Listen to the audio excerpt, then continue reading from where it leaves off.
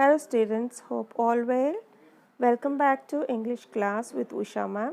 Today we are going to do the fourth chapter of Beehive, A Truly Beautiful Mind.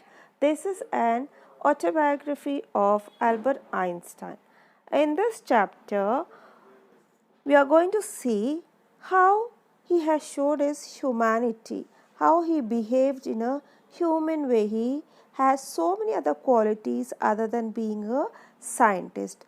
The title itself suggests a truly beautiful mind. That means to look beautiful, it's not necessary कि तुम्हें शारीरिक रूप से सुंदर दिखना ज़रूरी है. अगर आप में इंसानियत है, then also you look beautiful. Your heart is beautiful, then you look beautiful to the world. Here, Albert Einstein, he was a scientist. Here, he had a short biography of his where some of his qualities have been highlighted. Albert Einstein का interest जो था mathematics और physics में था and also his humanitarian attribute. The title a beautiful mind makes one wonder that how can a scientist's mind be beautiful? It is so because in this lesson we come across another aspect of Einstein. इस chapter में हम सिर्फ उनके scientist होने के बारे में नहीं पढ़ेंगे, लेकिन उससे हट के उनमें जो अच्छी क्वालिटीज़ थी वो हम पढ़ेंगे. He was a humanitarian, मतलब उनमें इंसानियत थी. He advocated world peace, non-violence, and that is why the title refers to him as a truly beautiful mind. अब उन्होंने साइंटिस्ट होने के नाते, साइंटिस्ट क्या करते हैं? बॉम्ब्स बनाते हैं, केमिकल्स बनाते हैं, डिस्ट्रक्टिव चीज़ बनाते हैं, राइट? लेकिन उन्होंने इंसानियत के लिए काम किया.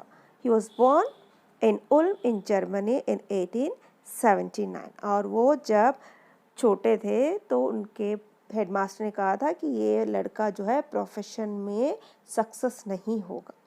Albert's mother thought that Albert was a freak because he did not behave, talk or look like normal people did.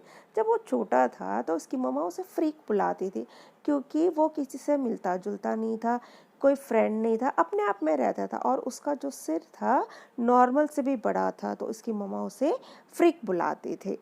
He behaved abnormally. It seemed as if he had lesser intelligence in comparison to other children. दूसरे बच्चों के comparatively उसकी जो intelligence थी कम थी, उसका दिमाग जो था या सिर जो था वो बहुत बड़ा था. Albert Einstein started talking when he was 2.5 years of age. जब वो 2.5 years का था तब उन्होंने बोलना शुरू किया था. ज़्यादातर जो है बच्चे 1 साल में बोलना सीख जाते हैं. Finally, when Einstein started speaking, he used to repeat the words. जब वो नया नया बोलना सीखा तो अपने words को, sentences को repeat करते थे. Einstein remained to himself all the time. अपने आप में रहते थे, कोई दोस्त नहीं था.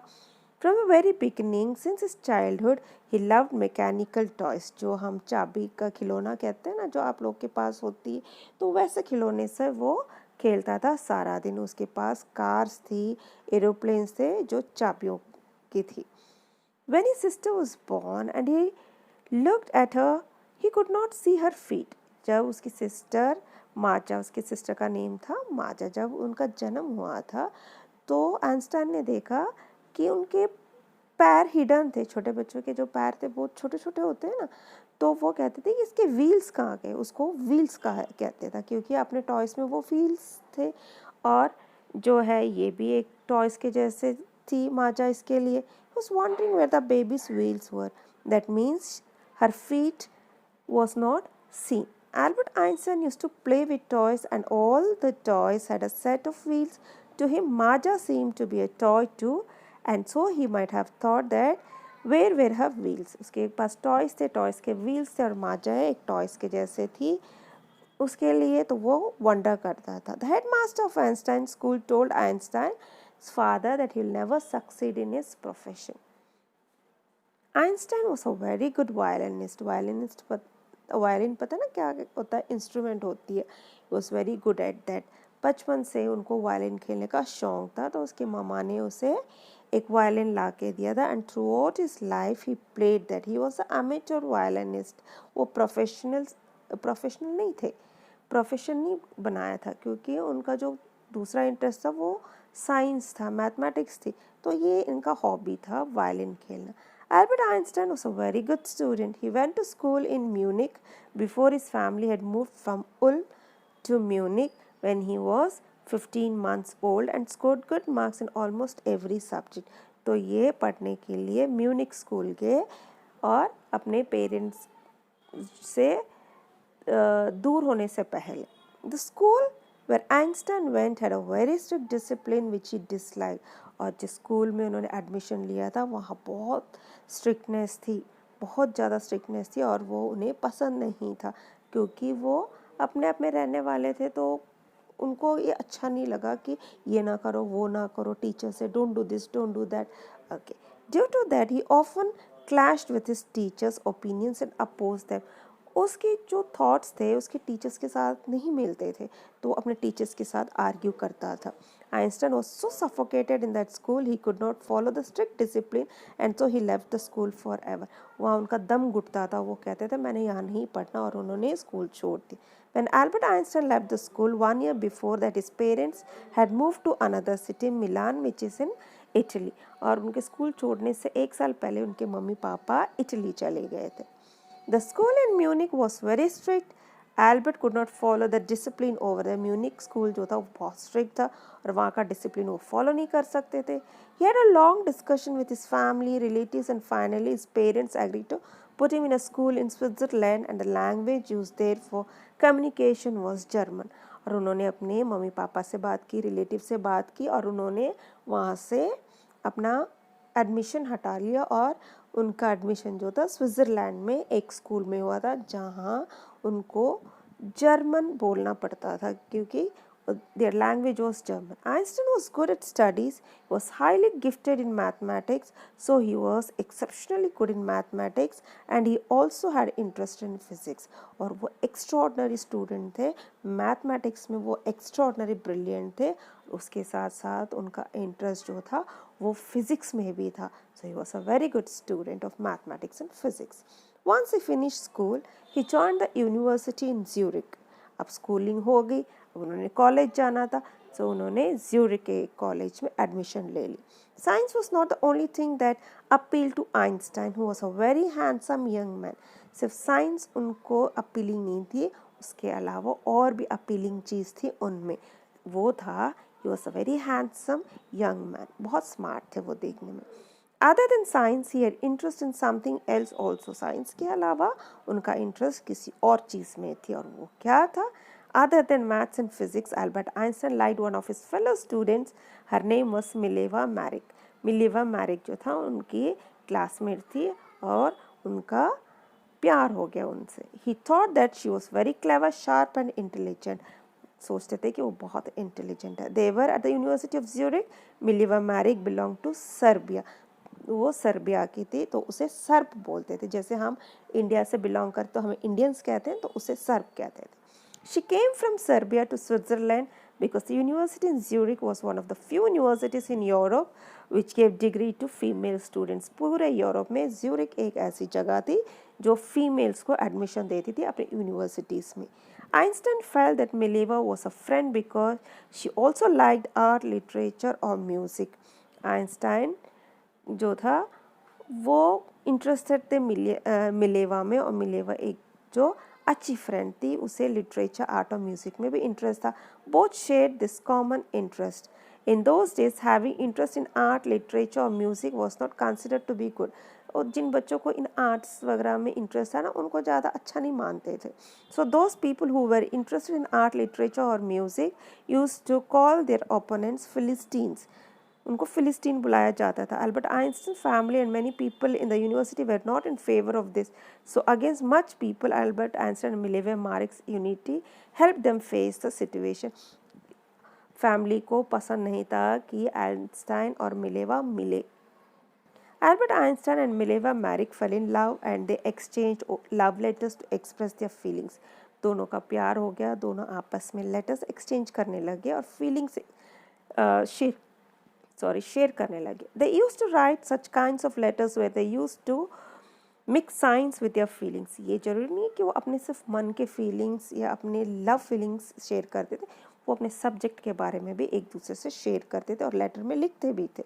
एट वन इंस्टेंस, एक जगह, instant talked about his scientific invention and said that he would be very proud on that day when they would finally conclude their paper on the theory of relativity. और वो कहता उस दिन मैं proud feel करूँगा जब मेरा paper theory of relativity के ऊपर publish होगा. That will be the happiest moment in my life. In the year 1900, Albert Einstein was 21 years of age and he completed his graduation from the university but was unemployed. 1900 में वो 21 years के हुए, उन्होंने अपना graduation complete किया लेकिन उन्हें कोई नौकरी नहीं मिली. He was unemployed. From 1900 to 1902, Albert Einstein was working as a teacher assistant and gave private lessons. तो उन्होंने ट्यूशन्स देना शुरू किया 2 साल के लिए. Finally, 1902, he got a job in Bern.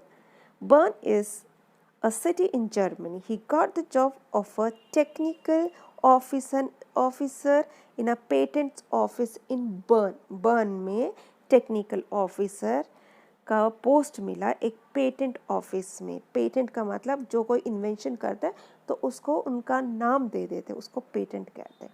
Einstein was supposed to check the inventions done by other people and give them a patent. Recognition देना, दूसरों का invention check करता था और उनको recognition देते थे. On the other hand, secretly he was making his own inventions too. और secretly सबसे छुपा के वो अपना inventions भी करते थे वहाँ. And he was making his own inventions. Einstein later said that the desk on which he worked was the office of theoretical physics. और जिस डेस्क में वो काम करते थे वो थियोरेटिकल फिजिक्स का था. Because there only he started working on his inventions. और वहीं पे उन्होंने अपना इन्वेंशंस करना शुरू किया. So that was his place. In the year 1905 Einstein published his first paper. 1905 में उनका फर्स्ट पेपर पब्लिश हुआ and it was about special theory of relativity. उन्होंने कहा था है ना कि देखा कि that will be the proud moment. So this was his proud moment. In this publication, it was written that the measurement of time and distance is not absolute. इसमें measurement और time के बारे में लिखा हुआ था कि दोनों absolute नहीं है. According to the theory, if there are two clocks and both are moving, they will not show the same time. वो कहता है कि इस theory में जब two clocks है, two clocks same time show कर रहे हैं तो वहाँ मूव कर रहे हैं तो वो सेम टाइम जो है वो शो नहीं करेंगे. One clock will move faster than the other. This theory of relativity gave us this basic formula of physics E is equal to mc². और जो इनका थ्योरी ऑफ रिलेटिविटी था वो हमें एक फार्मूला फिजिक्स में दिया है. E is equal to mc². E stands for energy, m for mass of the sub object and c for the speed of the light in a vacuum. Vacuum आपको पता है ना, जो खाली जगह होती है, एम्प्टी स्पेस. यहाँ देखो दिया हुआ. Vacuum means where there is no air and the speed of light in vacuum is almost 300,000 kilometre per second. So this was his greatest achievement in physics, the theory of relativity. और उनका formula जो था वो world famous हुआ, E is equal to mc², जो आज तक हम पढ़ते हैं. To put it into a simpler words, Einstein said that when you sit with a nice girl for 2 hours, it seems like 2 minutes. देखो कितना अच्छा एग्जाम्पल वो देते हैं यहाँ. वो कहते हैं जब आप अपने फेवरेट पर्सन के साथ बैठते हैं 2 hours के लिए, आपको पता ही नहीं चलता कि वो 2 hours कैसे पास हुआ. 2 hours लगता है जैसे 2 minutes है. On the other hand, when you sit on a hot stove for 2 minutes, it seems like 2 hours. That's relativity. और दूसरी तरफ वो कहते हैं कि जब आप एक गर्म तवा के ऊपर बैठ जाते हैं 2 मिनट के लिए, आपको लगता है कि 2 घंटे बैठ गए. So this is the difference of relativity. This is called as relativity. So person would feel the timing differently. तो हमें टाइमिंग जो है डिफरेंटली फील होता है. तो he was solving the complicated problems in physics for the world. His personal life started becoming problematic. He started to fail in his personal life. Professional life में वो चढ़ते जा रहे थे, सक्सेस मिल रही थी, लेकिन अपने पर्सनल लाइफ में उन्हें प्रॉब्लम फेस करना पड़ा। Albert Einstein wanted to marry Mileva Maric soon after he finished his studies, but his mother, Pauline Einstein, was against this. Pauline Einstein जो है एल्बर्ट आइंस्टाइन की मम्मा है, और एल्बर्ट आइंस्टाइन चाहते थे कि वो जब अपनी स्टडी कंप्लीट करे तो वो मिलेवा मैरिक से शादी कर लेंगे, लेकिन मम्मा उसके अगेंस्ट थे। Pauline thought that Mileva Maric, who was 3 years elder to Albert Einstein, was very old for him. अब जैसे कंसर्न पेरेंट्स होते हैं वो चाहते हैं कि एक प्रॉपर मैच हो, तो मम्मा को लगता था कि मिलेवा मैरिक जो है वो 3 साल बड़ी है एल्बर्ट आइंस्टाइन से, तो वो एक मिस मैच है। As his mother was against this marriage, he cancelled his wedding with Mileva. तो मिलेवा से शादी करनी थी, तो कुछ देर के लिए उन्होंने उस शादी जो है रोक। Albert Einstein married Mileva Maric in the year 1903 and they had 2 sons. Finally उनकी शादी हो गई और उस शादी से उनके 2 बेटे थे। Their marriage failed. कुछ साल तक उनकी मैरिज अच्छी चली, मैरिज लाइफ अच्छी चली, उसके बाद उनकी जो शादी है वो टूट गई, दोनों अलग हो गए। As Mileva Maric was very intelligent, naturally वो इंटेलिजेंट थी। Being a housewife, she could not cope with her ambitions. अब वो हाउसवाइफ बन के रहेगी, अब उसकी जो भी नॉलेज है वो सारा दब गया, so she was not able to fulfill her ambition. She could not fulfill her ambition and so she started becoming unhappy. और वो अनहैप्पी होने लगी क्योंकि वो उसके एम्बिशंस फुलफिल नहीं हो रहे, घर में बैठा रहना पड़ता था। Mileva was unhappy from the marriage, और उस शादी से वो खुश नहीं थी, जबकि उनकी लव मैरिज थी। She could not fulfill her career dreams. So finally in the year 1919, after prolonged fighting, both of them separated. 1919 में दोनों separate हो। Albert Einstein married the second time.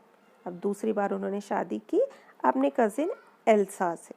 At that time, Einstein married Elsa. Another thing coincided. जब उनकी शादी Elsa से हुई तो एक और अच्छी चीज़ हुई इनके साथ, वो क्या है? It was Einstein's rise to world fame, वो वर्ल्ड फेमस बन गए। Einstein became world famous, everyone acknowledged him as a great scientist, दुनिया उनको एक ग्रेट साइंटिस्ट के रूप में पहचानने लगी। He became a world famous scientist after marrying Elsa his cousin. In the year 1915, he published one more paper which was based on general theory of relativity, which gave a new interpretation to gravity. अब उन्होंने relativity के बारे में एक पहला paper निकाला था, अब एक दूसरी बार जो है पेपर निकाला वो ग्रेविटी के ऊपर। In the year 1919, there was a solar eclipse which proved that Albert Einstein's general theory of relativity was correct. 1919 में एक सोलर एक्लिप्स हुआ था, इन्होंने पहले ही प्रिडिक्ट कर लिया था उसका इफेक्ट। तो there would be a solar eclipse due to it the apparent position of the stars would change to some extent. तो उस सोलर एक्लिप्स के कारण जो है वो स्टार्स के पोजीशन जो है वो चेंज होना था। इन्होंने 1950 में वो कैलकुलेट किया और 1919 में जब वो हुआ था सोलर एक्लिप्स वो एग्जैक्टली ऐसे ही हुआ। So he was very accurate in his calculation. His calculation was accurate, so it was announce that Albert Einstein's work was a scientific revolution. तो इसीलिए उनके वर्क को साइंटिफिक रेवोल्यूशन कहते हैं। 1933, when Germany came under the power of Nazis, the famous Nazi ruler was Adolf Hitler, जैसे आपको पता है।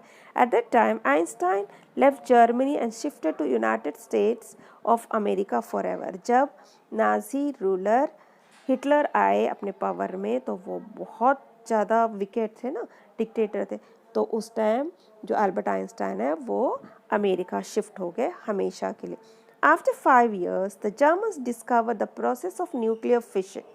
5 साल बाद जब ये अमेरिका शिफ्ट हुए उसके 5 साल बाद जो है जर्मन्स ने जो है एक न्यूक्लियर फिशन डिस्कवर किया था। The process through which nuclear bombs और atomic bombs are made, this process was prepared in Berlin. Berlin जो है जर्मनी है, वो जर्मनी में है, वहाँ उन्होंने ये न्यूक्लियर बॉम्ब फिशन जो है डिस्कवर किया था। Due to this all the physicists in America were upset as they feared misuse of the technology. और सारी दुनिया जो है वो परेशान हो गए कहीं इसका misuse ना हो. There were many scientists who escaped to America because of fascism. ठीक है, अब फैसिज्म का मतलब डिक्टेटरशिप होता है, तानाशाही होता है. अब सारे साइंटिस्ट इसके डर के मारे अमेरिका शिफ्ट हो गए. Okay, fascism was a dictatorial concept which was started in Europe from Italy by the rule of Benito Mussolini. All the scientists were afraid that the Nazis could misuse the atomic bomb. सारे डर रहे थे कि ये जो Nazis है कहीं atomic bomb ना यूज़ कर ले जो ह्यूमैनिटी के लिए खतरा हो सकता है. So all were scared and shifted to America. Albert Einstein was requested by a colleague and so he wrote a letter to the President of America, Franklin D. Roosevelt, on 2nd August 1939. अब Albert Einstein का एक दोस्त था, उसने जो है Albert Einstein को request किया था कि तुम एक लेटर लिखो अमेरिका के प्रेसिडेंट फ्रैंकलिन डी रूजवेल्ट को. तो उन्होंने लिखा 1939 में क्या लिखा. He warned him that the atomic bomb which was developed by Germany was very powerful. उन्होंने वार्न किया था कि जो उन्होंने एटॉमिक बॉम्ब इन्वेंट किया है, डिस्कवर किया है, वो बहुत खतरनाक है. If one of those bombs exploded on any port, it would not only destroy the area but also it would destroy the surrounding territory. उन्होंने लेटर में ये लिखा कि वो बॉम्ब एक्सप्लोड होगा था सिर्फ वो एरिया नहीं बल्कि उसके आसपास के एरियाज भी जो है वो डिस्ट्रॉय हो जाएगा. This shows Einstein's humanitarian quality. ये बताता है कि उनमें कितनी इंसानियत थी. He worked for the welfare of the world citizens. He wanted good for the people. He wanted peace in the world. वो पीस चाहते थे दुनिया में. That is why he wrote his concern to the President of America and warned him. इसीलिए उन्होंने Roosevelt को letter लिखा क्योंकि वो चाहते थे कि दुनिया में शांति बना रहे, कोई वॉरफेयर ना हो, कोई डिस्ट्रक्शन ना हो, किसी को प्रॉब्लम ना हो. Albert Einstein's letter had an impact on Franklin D. Roosevelt. जब प्रेसिडेंट ने ये लेटर पढ़ा तो उनको लगा कि हाँ भाई ये बिल्कुल सच कह रहा है. The Americans developed the atomic bomb secretly and dropped it on 2 cities of Japan, Hiroshima and Nagasaki. अब अमेरिकन्स ने क्या किया, उन्होंने भी एटॉमिक बॉम्ब सीक्रेटली डेवलप किया और जापान के 2 cities में जाके ड्रॉप किया, Hiroshima and Nagasaki. The German had just developed the atomic bomb. They did not use it on any country but America did. चालाकी कितनी है अमेरिका की, उन्होंने इन्वेंट किया था, उन्होंने यूज़ नहीं किया लेकिन अमेरिकन्स ने यूज़ किया. Lot of destruction took place and Einstein was shaken. अब इससे बड़े परेशान आइंस्टाइन कि क्या हो गया. He wrote an official letter to the United Nations Organization, UNO को लेटर लिखा. Albert Einstein propose to form a world government but this letter did not bear any fruit. उन्होंने लेटर लिखा यूएनए को कि हम जो वर्ल्ड है हम एक गवर्नमेंट मानते हैं, हम सारे एक गवर्नमेंट के अंडर आते हैं, लेकिन उनके ये जो हियरिंग है एक डेफ ईयर दिया गया, उनकी सुनवाई नहीं हुई. वो चाहते थे कि पूरी दुनिया जो है एक हो जाए लेकिन उनकी किसी ने नहीं सुनी. वहाँ कोई रिस्पॉन्स मिला ही नहीं, पॉजिटिव रिस्पॉन्स नहीं मिला. For another 10 years Albert Einstein was involve in world peace. 10 साल तक के लिए उन्होंने वर्ल्ड पीस के लिए काम किया. He was involve in politics and his agenda was to stop the countries involve in collecting arms और डेवलपिंग वेपन्स. उन्होंने पॉलिटिक्स में भी अपना कदम रखा और उनका मेन एजेंडा था कि जो कंट्रीज़ आर्म्स और एम्यूनिशंस कलेक्ट कर रहे हैं उसको स्टॉप करें. He campaign for world peace and democracy. World peace के लिए उन्होंने कैंपेनिंग की, उन्होंने मैसेज दिया. His main agenda was world peace and freedom of people. उनका मेन एम था कि दुनिया में पीस बना रहे, लोगों को फ्रीडम मिले, कोई परेशान ना हो, लेकिन उनकी किसी ने नहीं सुनी. He struggled a lot. Einstein could foresee the future. वो भविष्य देख सकते थे. When he died in 1955 at the age of 76, the world celebrated him as a visionary. जब उनकी डेथ हुई तो दुनिया ने उनको सेलिब्रेट किया था कि कितने महान साइंटिस्ट थे ये और इन्होंने लोगों के लिए कितना कुछ किया. He was a world citizen.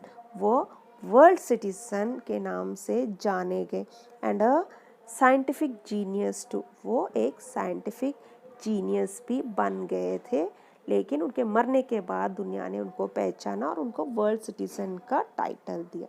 Hope you have understood this chapter well, student, and please I do request you to go through the chapter so that you'll have better understanding, and please do the assignments in your notebook.